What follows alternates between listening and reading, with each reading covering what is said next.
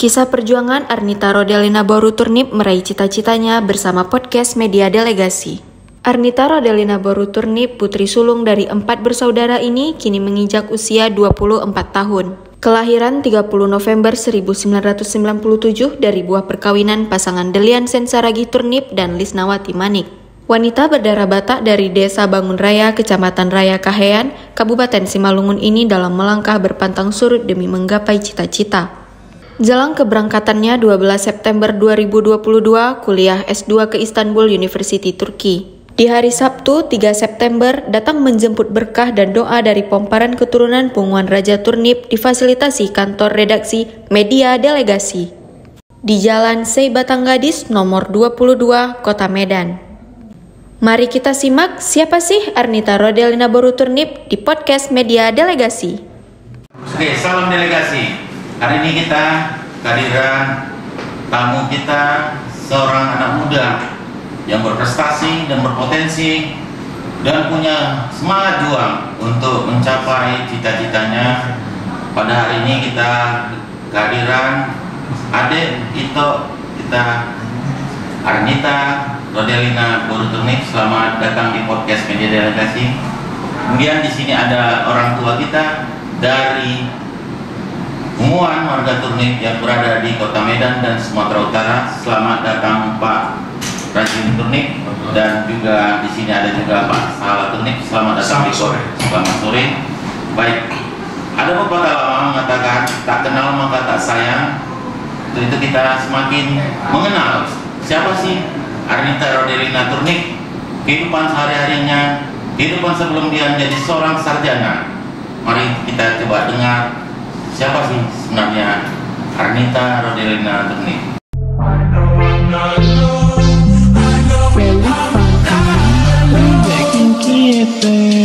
I'm proud to be Batak. Okay, let's go.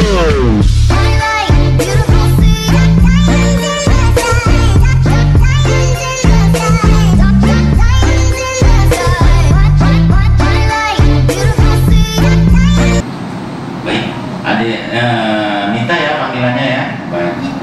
Ita ya, Adik Ita. Adik Ita, ini kita sebelumnya telah diterbitkan berita tentang Ita yang meraih S1 di IPB, benar ya? Kemudian ingin Anda melanjutkan cita-citanya S2 di Turki. Boleh tahu Ita sendiri kelahiran tahun berapa ya? Kelahiran tahun 97. Di mana ya? Di Bangun Raya. Bangun Raya. Artinya daerah Simalungun ya? Daerah Simalungun asli ya. Asli Simalungun. Dari mamanya Namanya Boru Manik. Boru Manik ya. Kemudian SD, SMP, SMA di mana? Kalau SD itu di Bangun Raya dekat rumah. Iya. SMP itu di SMP Negeri 1 Sederhana Raya di Kecamatan. SMA-nya SMA Katolik di Asisi, SMA Katolik Asisi Siantar. Di Siantar ya. Artinya di usia SMA sudah merantau ya? Sudah. Di Siantar, walaupun Bangun Raya itu dengan Siantar dekat, tapi tetap juga kos ya? Sudah jadi anak kos, baik. Selanjutnya setelah tamat SMA kemana ini? Setelah tamat SMA kemarin ada beberapa universitas yang lulus. Kebetulan kan kita ini juga peraih juara 2 Olimpiade Dunia waktu SMA. Jadi ada beberapa universitas yang masuk, dan kebetulan juga waktu itu ada pembukaan beasiswa utusan daerah Kabupaten Simalungun ke IPB. IPB, Institut Pertanian Bogor ya? Jadi semua biaya kuliah ditanggung, uang saku juga ditanggung, pokoknya semua ditanggung. Beasiswa ya? Beasiswa. Jadi Nita memutuskan waktu itu untuk mengambil sarjananya atau kuliah satunya di IPB. Tahun berapa tuh yang mulai masuk? Tahun 2015. 2015 ya, awal masuk kampus IPB ya. Berapa tahun menyelesaikan studinya? Normal itu 5 tahun, tapi karena ada kemarin permasalahan sedikit, jadi cuti 2 tahun. Cuti 2 tahun. Boleh tahu apa faktor yang membuat Nita itu cuti sehingga ada keterlambatan?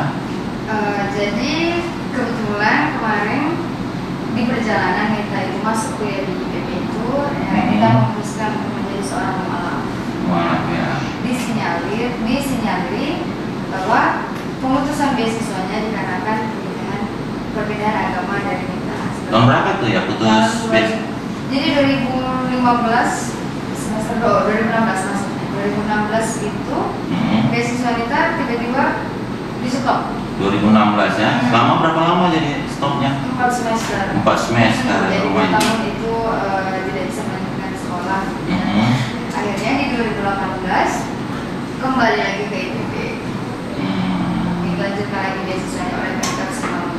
Artinya Nita ngambil keputusan karena nggak ada biaya nih, maka cuti dulu gitu. Iya betul. Selama proses cuti ini apa aktivitas Nita di sana di Bogor? Banyak. Nita Iya. kan di situ prosesnya karena memang perbedaan agama ini orang tua juga bisa marah Iya. gitu. Dikeluarkan dari keluarga sampai sekarang. Iya. Lalu kayak support secara finansial apapun itu terpaksa kita paginya itu jualan donat Iya. di kampus itu jual donat anak-anak kuliah yang baru pagi Bertahan hidup lah ini ya. Iya.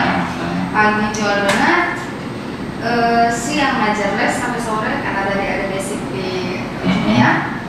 Untuk ininya malamnya kerja di restoran fast food sebagai waiters. Jadi memang tidak ada berhentinya kemarin 2 tahun ini karena memang harus memimpin sendiri mulai dari uang kos, dari kebutuhan pribadi sendiri setiap hari gitu. Dan juga kebetulan pada saat itu 2016 adik pun ikut kita. Jadi kita menyekolahkan adik di Bogor. Di Bogor. Karena kuliah juga. SMA. SMA.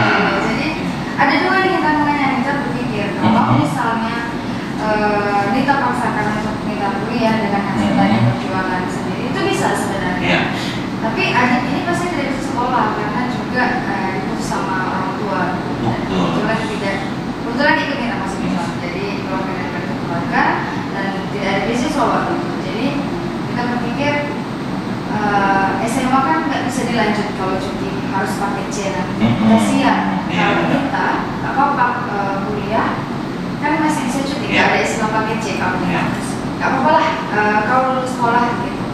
Lanjut lulus sekolah biar aku yang kerja, biar aku yang cuti dari kampus. Jadi ada sekolah 2 tahun itu lulus di tahun ketiganya dia alhamdulillah dapat beasiswa. Jadi bisa sedikit bergerak baru kita melanjutkan.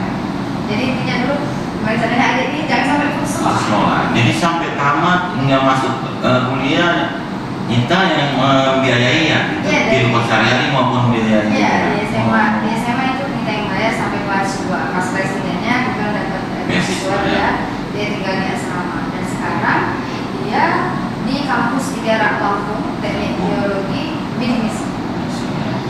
Kita memang sudah dipaksa ditambah untuk kalau pas sekolah cari sendiri.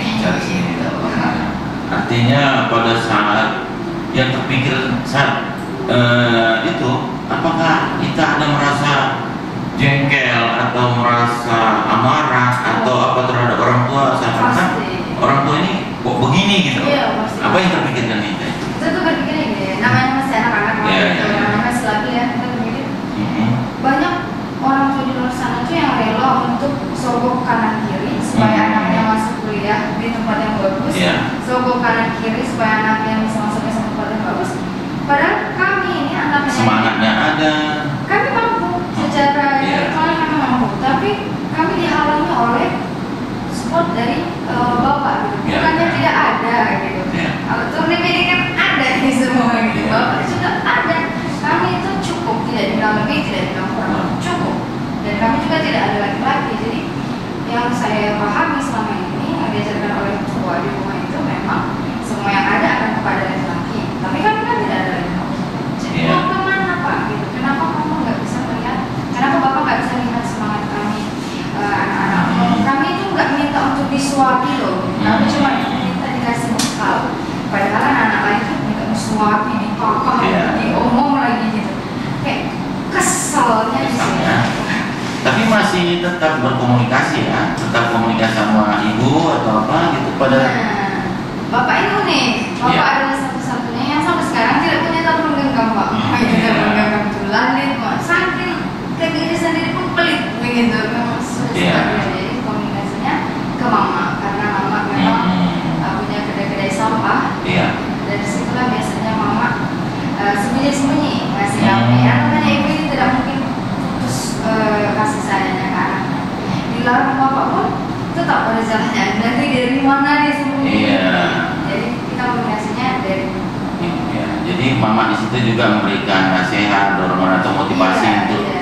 kuat ya gitu ya. Mama itu selalu bilang, mama posisinya ini adalah di antara suami dan anak. Mama nggak mungkin bisa memilih di antara dua ini. Jadi sebagai anak tetaplah mengalah, tetaplah berkata. Kalau nanti kalian berhasil, apa ini juga akan hidup. Jadi sabar aja. Kemudian kita mendengar ini kan sudah tamat ya S1, terus ada keinginan kita untuk melanjutkan S2 di Turki dan ini sudah diterima ya di Turki. Bagaimana prosesnya tuh? Boleh diceritakan kalau bisa jadi masuk dalam salah satu warga negara Indonesia yang bisa masuk ke S2 di kampus Turki. Iya, jadi waktu itu memang ini kan kali pertama kita mengenal atau membicarakan di Turki. Iya. Ini adalah yang keempat kalau jadi ya. berangkat. Mudah-mudahan jadi. Jadi memang kita sudah melakukan dalam research sampai akhirnya melihat peluang untuk melanjutkan S2 yang bagus di sana dengan kampus yang juga termasuk top 3 di negara itu dan kampus pertama negeri di negara itu. Namanya adalah Istanbul University, kampus tertua. Jurusan apa yang diambil di sana? Karena di situ jurusannya international management. Karena di IPB jurusan manajemen, jadi untuk meningkatkan lagi international management. Di situ kemarin kita seleksi. Ada seleksinya ya. Apa tahap seleksinya?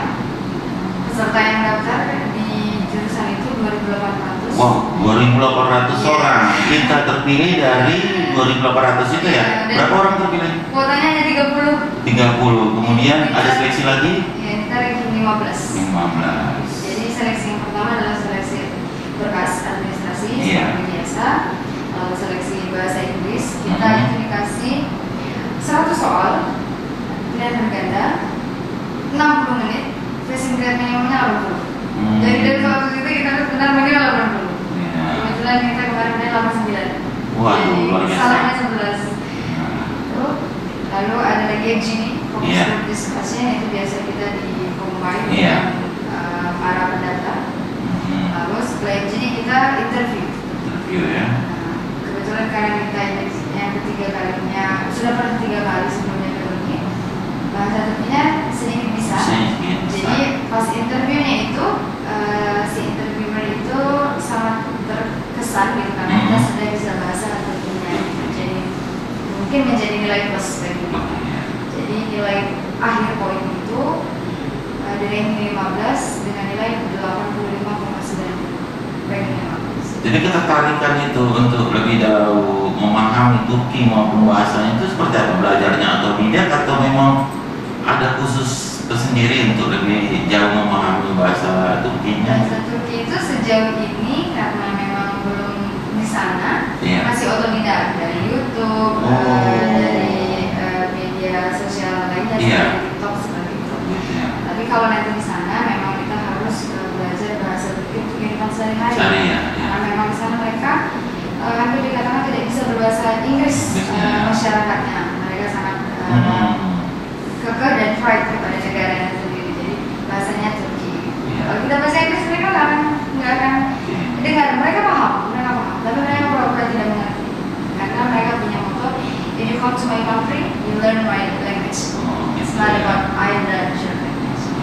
Kemudian bahasa Inggris kita juga cara fasih gitu. Itu belajarnya gimana? Apa les juga atau memang otodidak juga? Enggak, kalau bahasa Inggris kita memang kita dari kelas 3 SD itu sudah les bahasa Inggris, tapi les kampung di SD. Jadi dulu kan ada guru di SD berbahasa Inggris. Gurunya ini buka les lagi sore di rumah gitu. Kita dulu les juga. Ini juga tidak didukung bapak tidak pernah mendukung yang namanya pendidikan.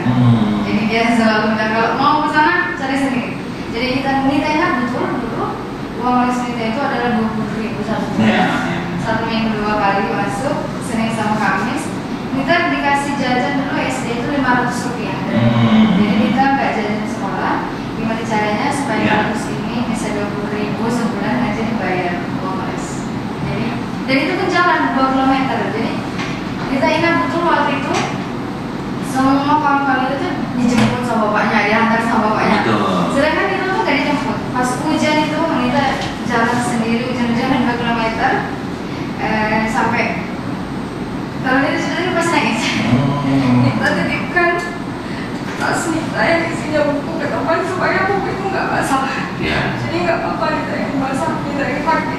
Tapi sampai sekarang pun Papa nggak pernah, buku nggak pernah ngeliatin. Jadi memang Papa juga mengeluhkan sendiri. Ini perjuangan sekolah itu sangat dalam. Nita kemana ditanya pasti nangis. Karena memang semua orang dijemput gitu. Nah, ini hujan 2 km, kelas 3 SD jalan sendiri di jalan yang dari Kabupaten Semarang itu jarang bagus Pak. Itu jalannya jelek semua gitu. Sendiri. Jadi artinya dari ya boleh diapa. Artinya dari pahitnya dulu pada masa kecil membuat semangat kita itu semakin tinggi ya. Artinya tidak pernah kata mengenal putus asa. Artinya tingkat keyakinan kita bahwasanya apa yang dicita-citakan itu kalau ada kemauan pasti ada jalannya. Nah, kita kan ini mau S2 di Turki. Artinya kan ini kalau kita dengar sendiri S2 ini kan bukan cukup dikit ya biaya. Bagaimana nantinya ini Nita yang rasa optimisnya bagaimana kira-kira? Iya, kan kebetulan kan Nita tadi ada di peringkat 15 ya. Iya. Jadi kalau ranking 1 sampai 10 itu dia paling akhir dari kampusnya, semua biaya ranking kos dan kampusnya. Kalau yang juara 11 sampai 20-nya lah katakan itu, dia hanya dibayarkan SPP, sedangkan ranking kosnya tidak. Jadi untuk SPP-nya itu kan kebetulan kita hanya sampai 3 semester. 3 semester. 3 semester S2-nya SPP-nya itu di kisaran 16 juta semester. Nah itu sudah di-cover sama donatur dari kampus. Tapi untuk biaya kosnya itu yang sekarang kita lagi usaha saat sini untuk cari support dari di sana pun nanti ya kembali seperti di IPB mungkin akan kerja part time karena bisa mahasiswa di luar negeri itu part time bisa. Yang tidak bisa full time karena kan bisa kita bisa belajar gitu, nggak bisa untuk kerja penuh waktu. Artinya tingkat tantangan hambatan Nita dari SD juga udah ada tantangan, di tingkat juga SMA sudah kos, kini sekarang mau S2 juga harus dihadapkan beberapa tantangan ya. Jadi ini yang membuat Nita itu nggak pernah merasa lelah untuk berjuang ya. Baik, terima kasih. Oke Nita, untuk sementara waktu kita coba mendengar dari orang tua kita, Pak. Lagi untuk Nik. Ini kita sudah mendengar bagaimana kita adik baru kita ini begitu kukuh, itu kuat semangatnya untuk meraih cita-citanya. Menurut pandangan Bapak selaku orang tua, kira-kira bagaimana pandangan Bapak terhadap kita yang punya saudara seperti yang dialami kita tuh? Terima kasih. Sejak saya datang dari paparan Nita, kisah dari belajar sampai sekolah kuliah, 4 orang saudara dari orang tua perempuan keseluruhan dan orang tua atau bapak, beda dari orang tua yang lain. Bagaimana cara atau metode menyayangi seorang anak. Dan ternyata itu sekolah di kampung, SMP di kampung, SMA di Siantar, dan kuliah di Bogor. Kalau saya dengar tadi, itu tantangan itu sangat banyak. Pertama, tantangan perhatian dari orang tua. Kalau saya menganalisa paparan kandidat tadi, saya tidak yakin seorang bapak itu tidak sayang sama kita. Tapi itulah gaya seorang bapak. Karena seorang bapak itu pada umumnya adalah kebanggaan seorang anak, apalagi seorang anak perempuan. Dia akan sangat bangga pada ayahnya.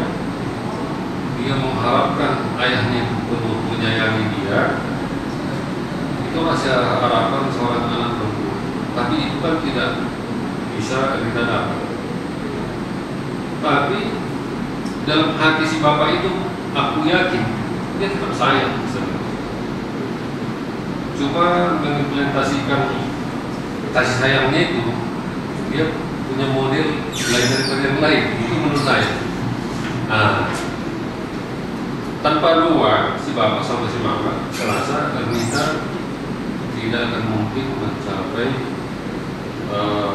keberhasilan sampai sekarang tanpa dua. Tapi karena memang faktor dua dia lah, karena itu dikasih Tuhan suatu rahmat berbentuk kepintaran.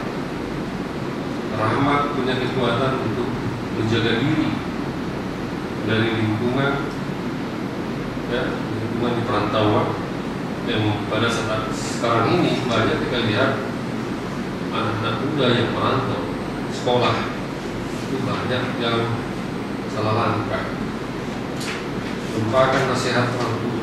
Tapi kamu berangkat kuliah ke Bogor itu mungkin tanpa nasihat dari seorang ayah. Ayahmu itu saya yakin dia tidak pintar berkata-kata menyampaikan nasihat. Saya yakin dia hanya berpikir kemana cari uang, bagaimana caranya menyimpan uang itu supaya bisa saya berikan untuk anak saya di kemudian hari. Saya yakin itu pemikiran ayahmu, bapakmu. Tapi mungkin kamu waktu saya sudah kuliah di Bogor, biaya kuliah sangat dibutuhkan, mendesak. Kamu minta beasiswa dan kamu memberikan. Ketika bilang tadi ada kabar berita yang mungkin mereka pahami itu kurang pas dan beasiswa berhenti, itu memaksa kamu supaya lebih bekerja keras untuk menutupi biaya hidup. Dan faktanya itu memang Tuhan kasih rezeki apa kamu. Kamu dikasih orang bekerja. Banyak orang capek cari pekerjaan itu tidak dapat. Kamu dikasih Tuhan pekerjaan yang aman dan nyaman. Banyak orang pekerjaan tidak aman dan tidak nyaman, tapi karena keadaan terpaksa dia tetap bekerja di situ. Kamu dikasih Tuhan kesehatan, kamu dikasih Tuhan beasiswa itu pulih kembali, makanya bisa kamu lanjut kuliah menyelesaikan S1-nya IPB. Jadi kalau saya sebagai orang tua memahami kemana kasih karunia Tuhan itu, itulah bentuk diberikan Tuhan kemudahan dalam arti supaya impian kamu itu bisa tercapai. Kemudahan itu bisa dapat dari mana? Itu peran ibu dan ayah. Saya yakin itu ibu, mama di kampung, dia tetap mendoakan kamu supaya tetap menjadi seorang anak yang tidak akan lupa sama orang tua. Dia mendoakan anaknya supaya sukses untuk menggapai impiannya, dan itu berhasil. Mama tidak untuk memilihkan sikap suaminya. Ada seorang mama begitu sikap suami berbeda, dia lihat mendidik anaknya, dia berontak. Seorang mama berontak kepada metode seorang ayah mendidik anak, itu akan terjadi kegaduhan. Orang tua gaduh, otomatis apapun yang dihentikan akan terhalau, terganggu. Jadi kalau saya melihat dari paparan Ernita itu, kalaupun kamu sudah jadi mualaf sekarang, kalau menurut keyakinan dari iman Kristen, karena kamu dulu awalnya Kristen, itu memang kamu dari kandungan itu dari kasih Tuhan berkat. Kasih Tuhan kamu pintar, hikmah. Kenapa? Kamu bisa secara mandiri menggapai impian. Usia muda Saya dengar tadi cerita waktu kita makan, kamu udah menjalani beberapa negara. Jarang ada anak usia muda udah menjelajahi sebagian dunia tanpa ada biaya dari orang tua. Jadi kamu ada kelebihan. Nah, kelebihan. Jadi ini dalam pembicaraan ini juga saya kasih pesan sama kamu.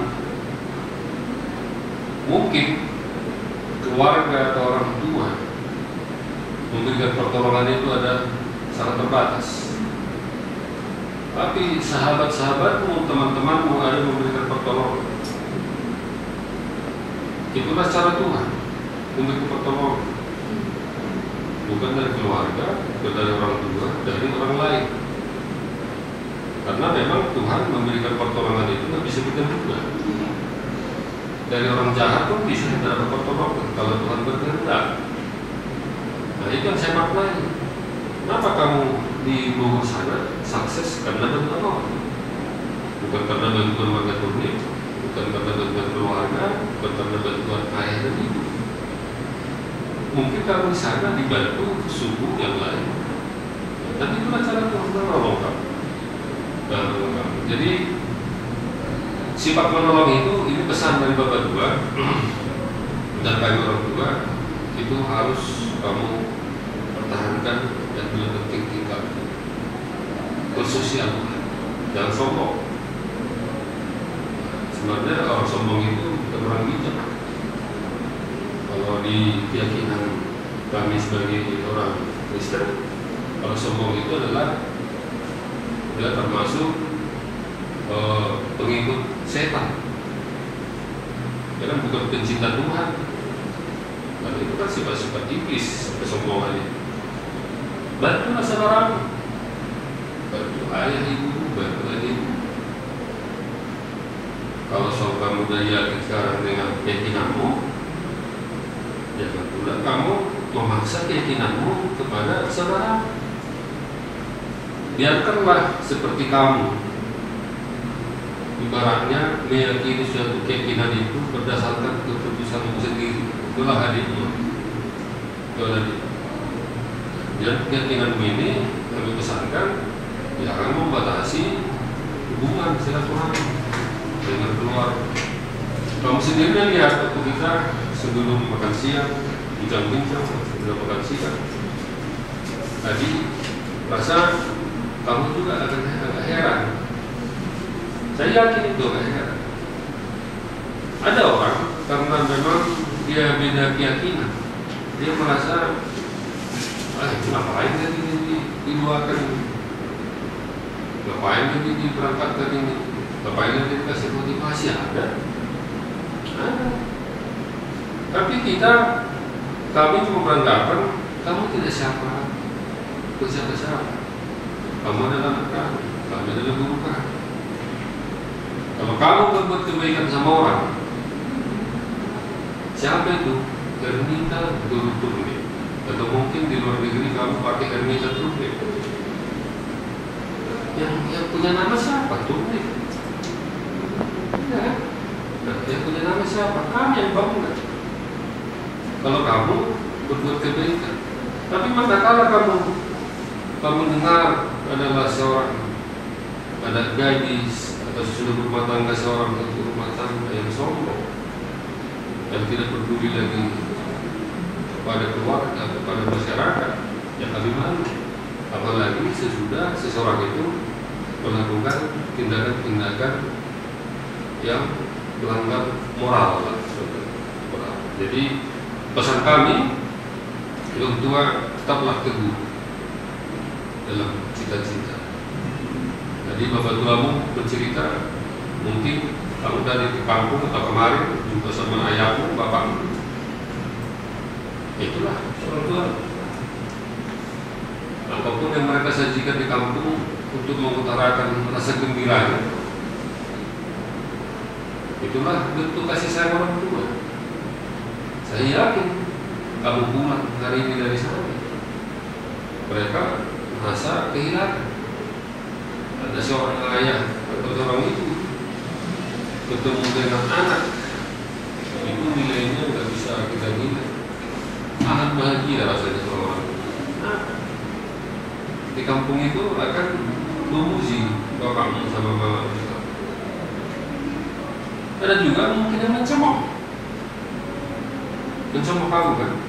Saya mau nggak sih Erni dari dulu Allah nggak kuat iman dia itu bisa aja.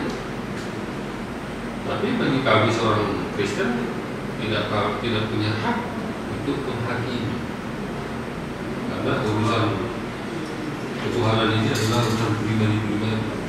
Kalau urusan surga itu kan kita nggak tahu. Tuhan aja jadikan surga, ya kan? Tapi kita tetap dipesankan untuk berkelakuan baik, bersosial, kan? Jadi kami sebagai orang tua cerita, kamu tetaplah teguh pada apa yang kamu impikan, apa yang kamu lakukan selama ini untuk mendukung kuliahmu, baik pendidikan kamu, baik ibadah kamu, yang kamu lakukan untuk mengawal supaya kamu bisa sukses, tetap kamu lakukan. Tradisi-tradisi yang kamu pakai untuk mengawal sekolahmu ini jangan kau tinggalkan sampai selesai kau S2 dan juga itu.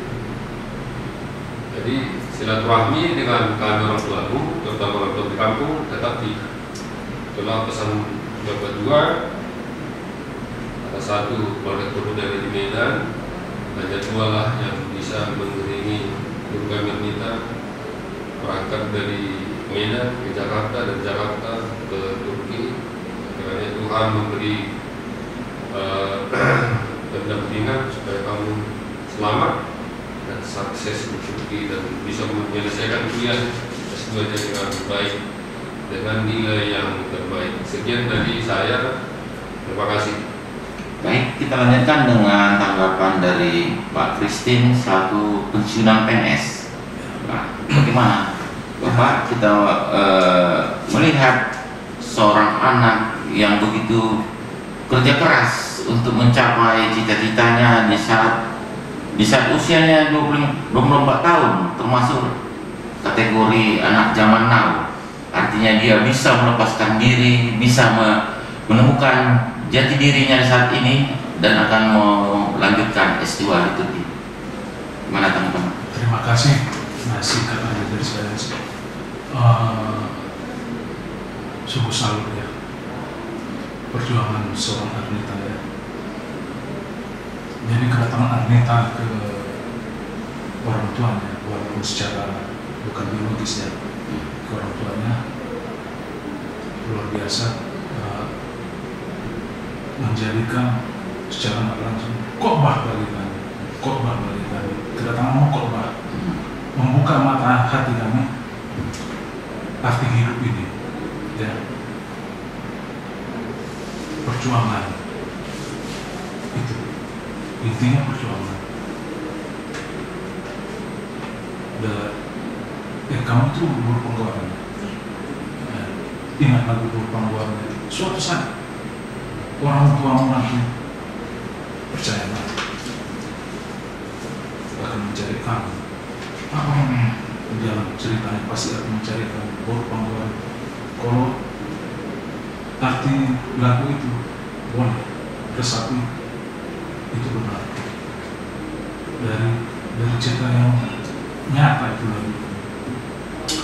Jadi mudah-mudahan khotbah yang Ernita bawa bisa kami aplikasikan ke yang lain-lain, arti hidup ini ya.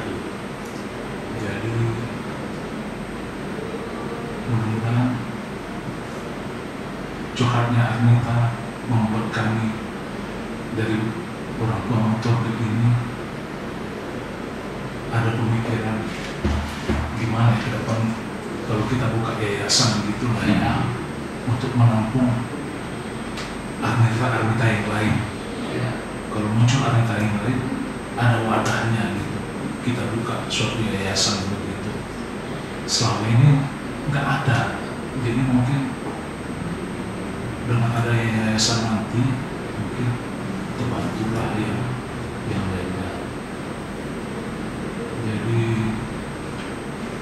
nantikanlah gimana perkembangannya nanti turnik ini. Dan lagi selalu kamu datangnya ke orang tua, ke orang tua selalu kami ini keburu, ya percaya kalau penuh perhatian, ya turnik ini keburu penuh perhatian.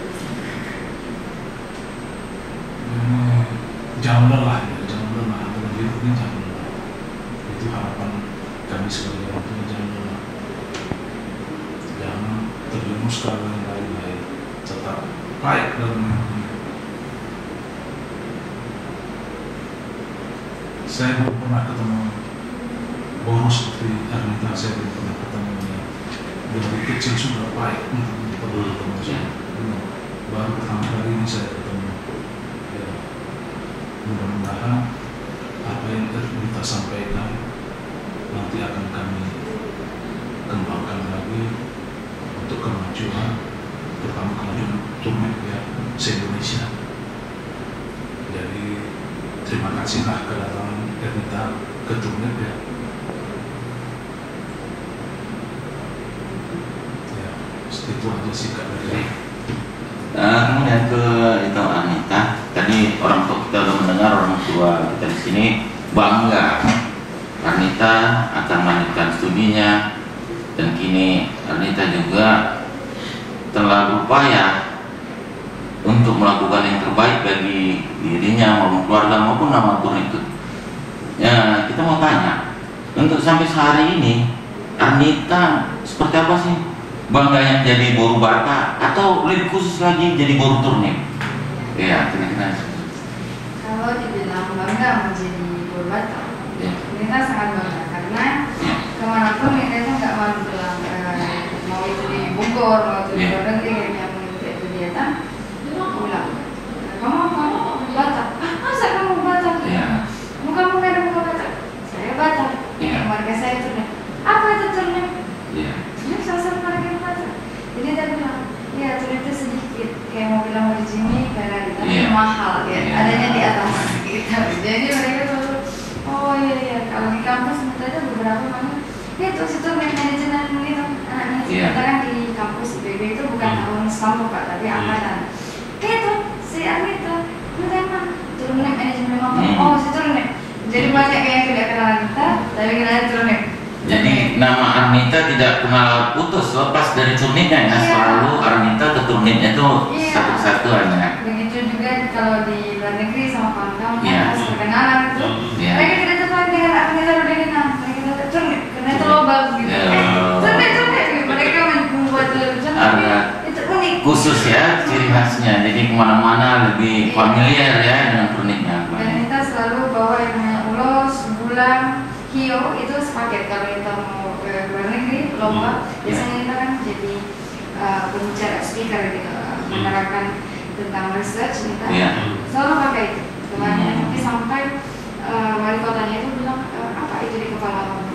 Oh ini pakai nama saya Pak, di sini. Dan diajak foto. Jadi ikonik sekaligus legalitas. Jadi proud sekali. Jadi Nita selaku seorang tadi menerima beasiswa utusan daerah nih, ya kan, itu dari Simalungun gitu. Nah, dalam upaya mencapai cita-cita ini, apa sih moto atau prinsip hidup yang selalu dijalankan atau diterapkan Nita dalam kehidupannya? Kalau moto Nita dari dulu itu adalah do your best and the best will come back at you. Jadi lakukan aja yang terbaik, maka yang terbaik akan mengikuti. Kemudian untuk penutupannya, apa sih harapan Arnita Rodelina Turnip bagi generasi muda berikutnya atau adik-adik atau malah yang di atas usia Arnita, bagaimana untuk meraih cita-cita, untuk mencapai suatu impian? Kira-kira harapannya seperti apa? Harapan kita bagi anak-anak muda generasi selanjutnya ataupun yang sekarang lagi fight berjuang sama seperti kita, jangan lelah, jangan putus asa, jangan menyerah, serahkan semua kepada yang di atas dan tadi lakukan semua yang terbaik, maka yang terbaik akan datang mengikuti kamu kembali. Baik, termasuk luar biasa. Baik pemirsa delegasi, kita sudahi acara podcast pada hari ini. Kita telah mendengar bagaimana perjuangan, bagaimana semangat, bagaimana motivasi diri dari seorang Arnita Rodelina Turnip asal kota Simalungun yang kini akan berangkat tanggal 12 September ya ke Turki untuk meraih cita-citanya S2 Manajemen Internasional. Semoga apa yang diraih, apa yang akan dicapai dari Arnita Rodelina Turnip dapat tercapai dan selalu diberkati oleh Tuhan Yang Maha Esa. Sampai sekian dulu podcast Media Delegasi. Horas, horas, horas. Ada lagi ketinggalan?